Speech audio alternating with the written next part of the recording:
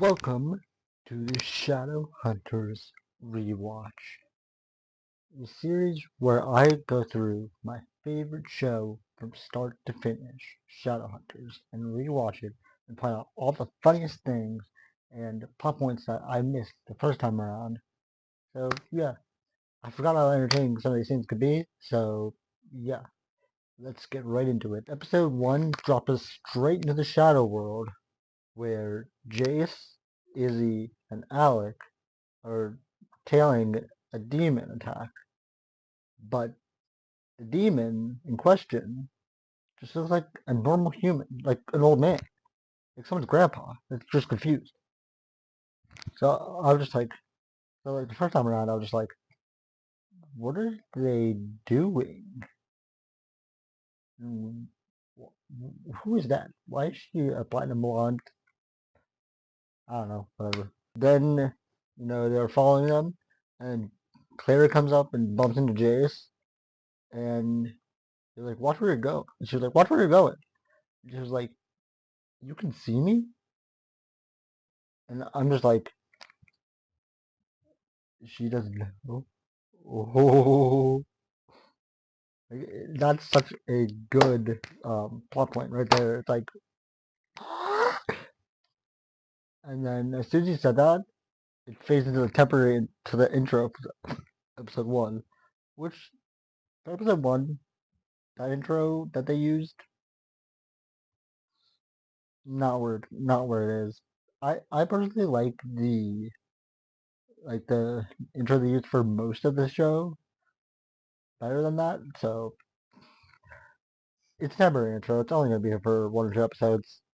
Not a big deal. But then we jump back in time to the start of Claire's day in the mortal mundane world.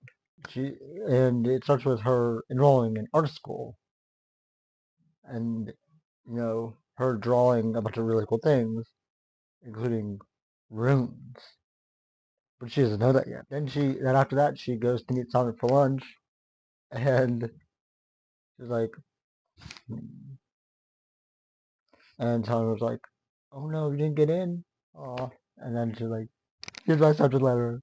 And then Sonic was like, "Really? That face?" And man, Kat McNamara is such a good actress for Clary. And that scene just was like, yes, yes, I love that. I love her. And and then later, she was eating bread. She puts it down on a sheet of paper, and then it becomes a drawing. Not just bread on a paper, a drawing of bread on the paper. I'm sorry, what? A drawing of bread? That doesn't make sense, but okay. And then she goes home and finds her mom's friend Dot, and I love their connection though. I love their bond. It's very sister like, or even like aunt niece kind of vibe. So yeah, and then Jocelyn comes in and said and was like, "Congratulations on getting art school." And then he's like, and Claire's like, "You follow her on social media?" And Jocelyn hits her with the funniest thing. He only has 92 followers. He needs the retweets. I love Jocelyn. I'm so mad when they cut her off in the series later. Like, oh. But yeah, that's all another thing for that video. I don't even know when that was. That's probably like late in season 1, early season 2, I'd say. Yeah, that's peak mom behavior. So yeah, and then Jocelyn goes to hug Clary, and then after a while, she's like, "Mom, you have to let me go. I'm both physically and legally an adult." And Jocelyn's like, "That's what I'm afraid of." Because yeah, she doesn't know like Claire doesn't know what's going on, but Jocelyn absolutely does because she knows that she's a shadow hunter. And then we meet the Shadowhunter squad properly. Alec, the rule follower, the leader. Jace is the fight first, think later kind of guy. And Izzy, in the first episode, she's wearing a platinum blonde wig to distract the demons. But it's funny because they literally argue about it before because they're like, Alex saying, yeah, Team is big blonde. And just like, that's not blonde. But it's so funny. And honestly, the casting has to be the best. I already mentioned about Kat McNamara, or Mara. Her name's confusing to pronounce, but I think it's Amara. Casting is perfect because we got Kat McNamara and then Emerald Talbia.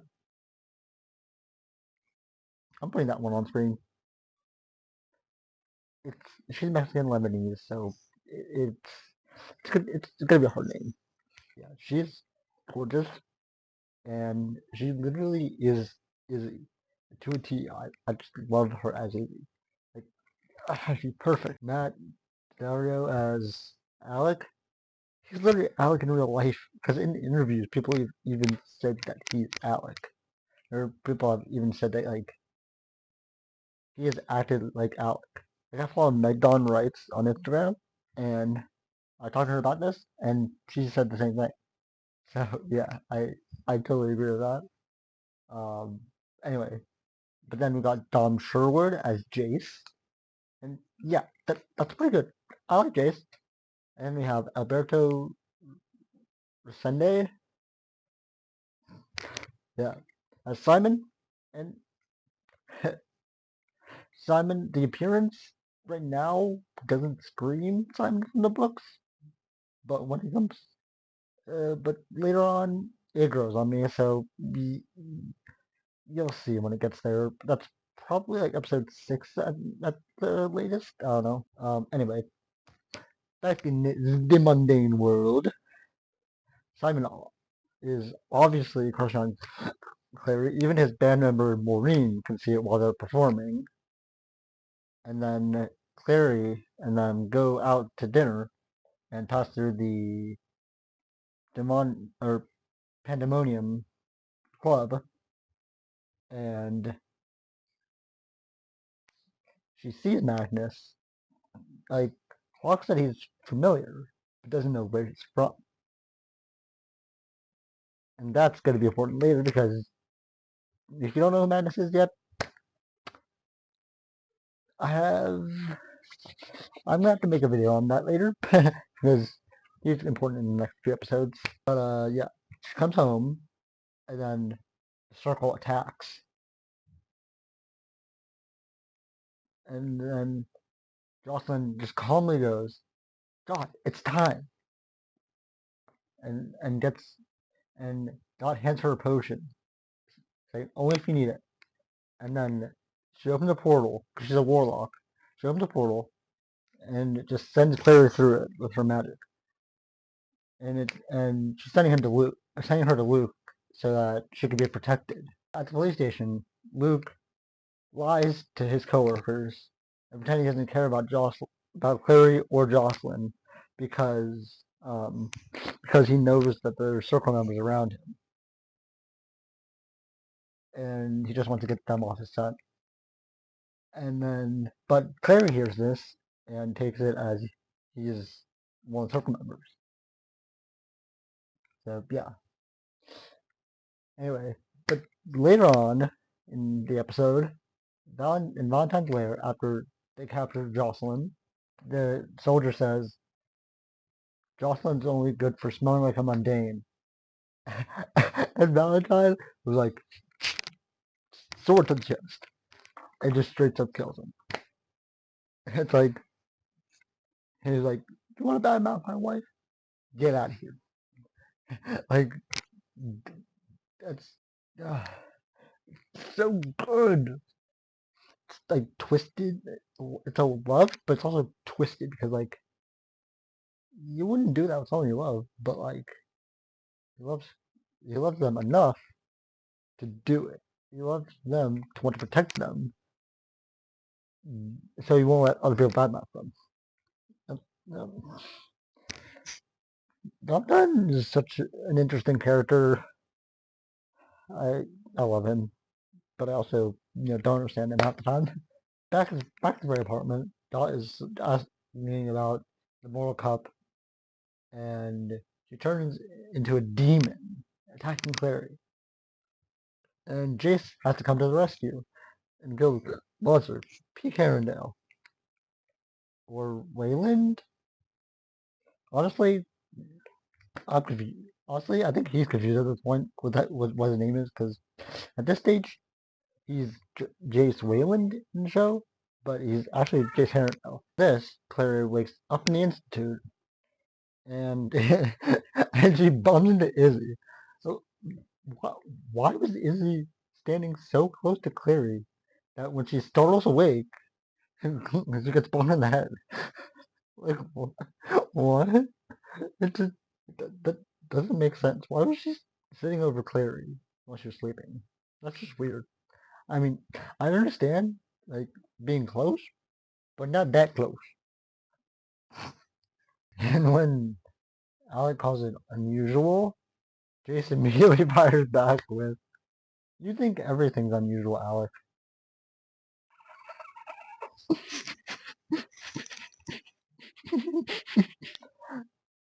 Yep, that that's definitely a brother thing. I love that. And then later, Jason's explaining the Shadow World to Clary, and we get the line that explains basically what the entire show can be summed up to. All the legends are true. That's so good. Then we cut to the mundane point of view with Simon walking up, seeing nothing but an abandoned church. And Clary says, "Just give me a second, I'll be out. I just need to get dressed." And, and Simon's like, and Simon asks the most reasonable question in the show: "Why are you undressed in an abandoned church? Do you have a problem?"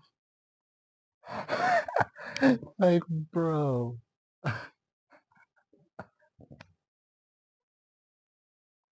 I mean, yeah.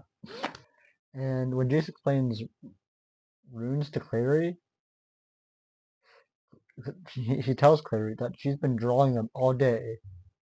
And when she asks why Simon can't see them, he says, "It's a glamour. It's a shame that glamour when I look this good." It's like, Jace, calm down. You're not that good looking. Yeah, I'm not bad mouthing Jace. I'm just saying. But yeah, that's episode one. So now let's get on to episode two.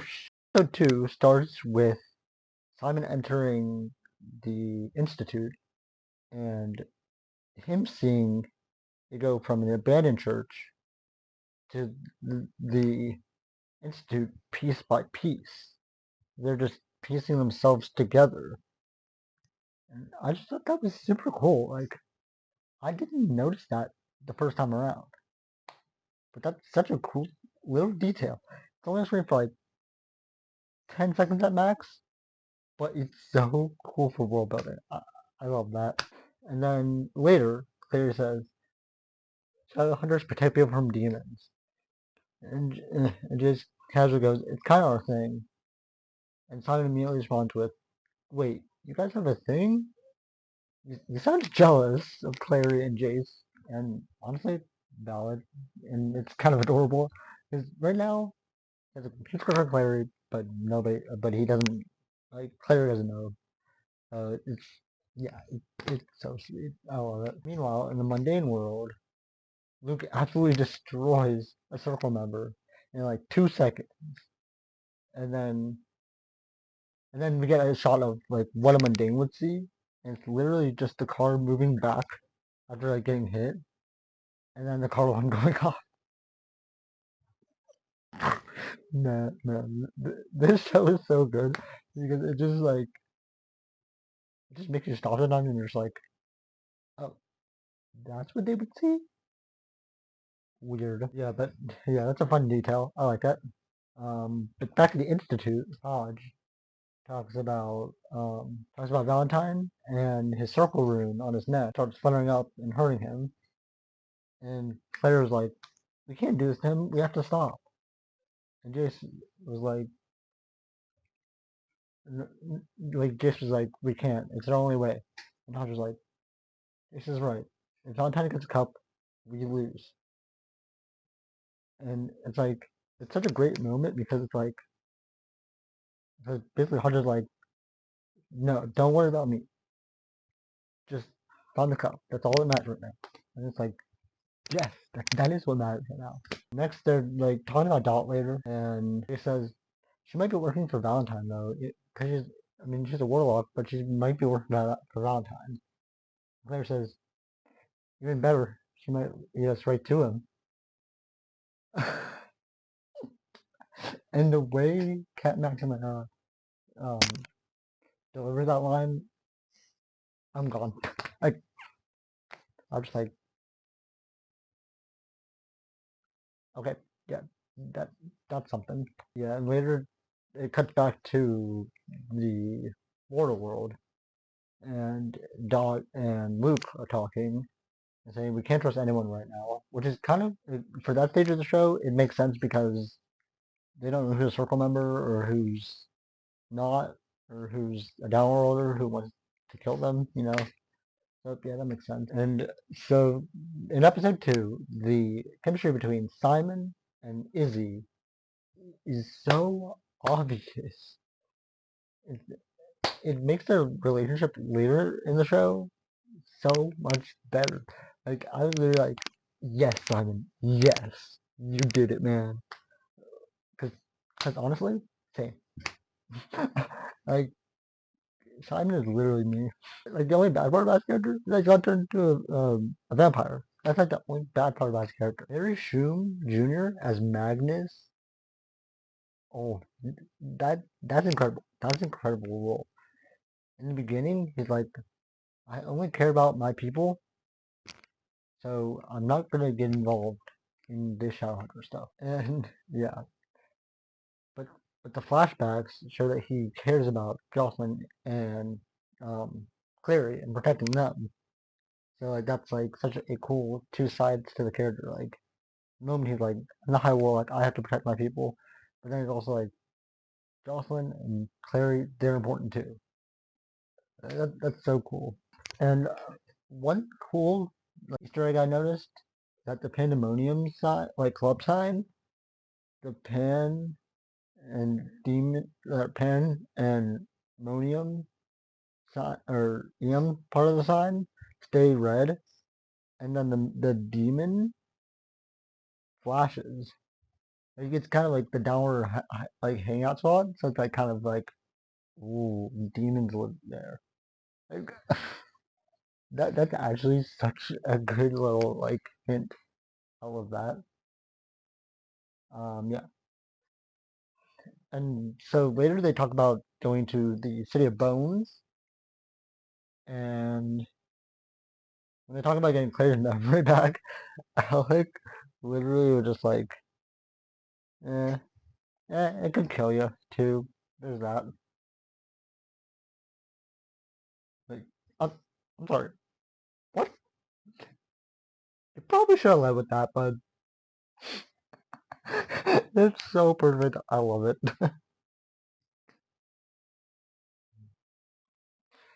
And then Simon was afraid of that, and tells Simon, like, Izzy tells Simon he sounds afraid, and Simon, the king of awkward, says, "I was born afraid." And then he goes, wait a minute, that sounded a lot better in my head."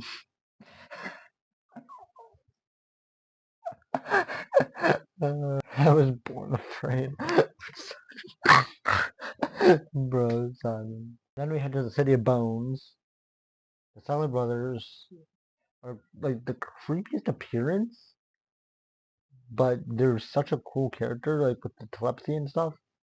Like I don't know, man. That's just they're such a weird character. And then when they go into the City of Bones, Izzy can't or Simon can't come because he's a mundane. So that makes sense. And and Izzy was just like, I'll watch Simon, but like she just doesn't have a crush on him, but she obviously does. Like, okay, I'll stay with the mundane. And Alec was just like, it was like, okay, fine, I'm out of here, which is so funny because you're just like, nope, I see what you're doing. I'm out of here. I'm out of this. I'm gonna go do something else. I love that. I love that character. Oh, this show is probably my favorite show ever.